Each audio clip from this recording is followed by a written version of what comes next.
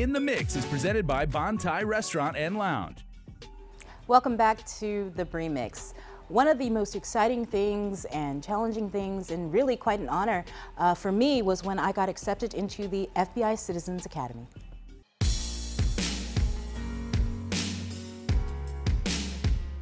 Over the past 2 months, I've had the honor and privilege to attend the FBI Citizens Academy, an exclusive program offered by the Federal Bureau of Investigation field offices nationwide to a select group of people in their respective communities. Special Agent Brent Dana. We're very careful about who we invite in.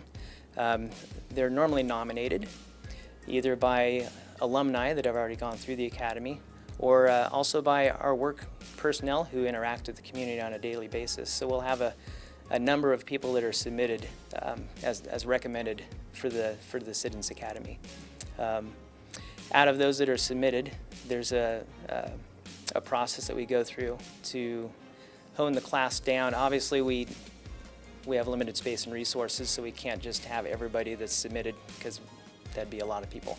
So we normally try to narrow the class down to about 10 to 15, depending on how many resources and basically seats we've got in the class for that year. So it just is a selection process through nomination mostly. It's not like someone can come in and sign up for the class. It's something that's recommended through either personnel in our office or alumni. So after being nominated, I filled out the paperwork, waited for it to be vetted, and a background check to be conducted. A few weeks later, I was notified I'd been accepted into the Citizens Academy. Citizens Academy is one of our hallmarks that we do in the community. Basically, it's a way that we do an outreach, and we try to foster an awareness for the FBI. You know, a lot of people don't really know what the FBI does. They don't know how we operate, and consequently, a lot of people are hesitant to talk to us about certain things. We try to use the Citizens Academy as a way to reach out to the community, bring in trusted partners and people that have influence in the community to help spread our message that, you know, it really takes a community to make a community safe, and that we're here for everybody.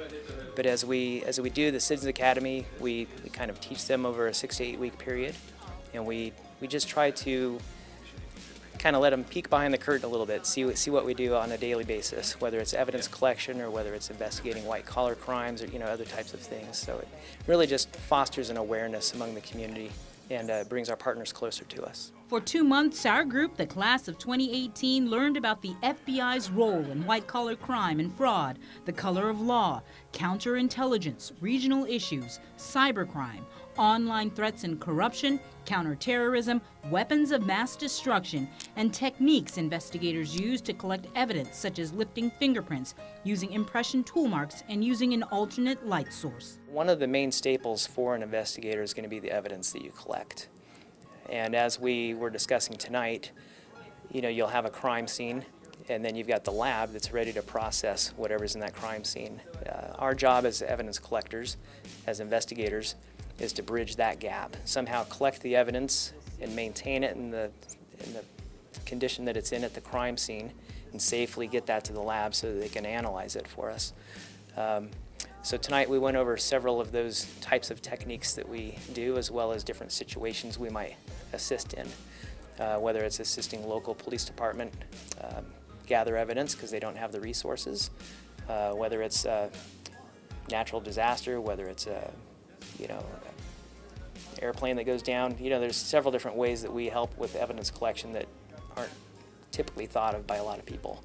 The day in, day out is the crime scene, of course, where tonight we learned about using an alternate light source, how to do impressions, how to do fingerprints and dust them and lift them. You know, so we just went through some of the basic techniques that we use for evidence collection.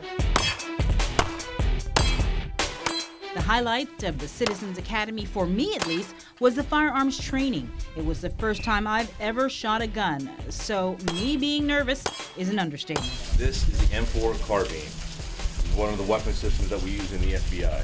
Before we hit the range, we were given a safety briefing and provided safety goggles and earplugs. The 3 firearms we fired were a shotgun, M4, and a handgun. For me, I started with the shotgun. I figured go hard or go home. Boy, was that a mistake.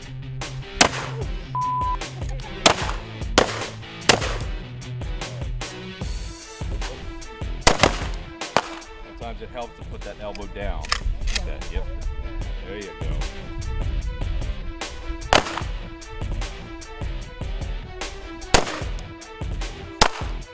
Good.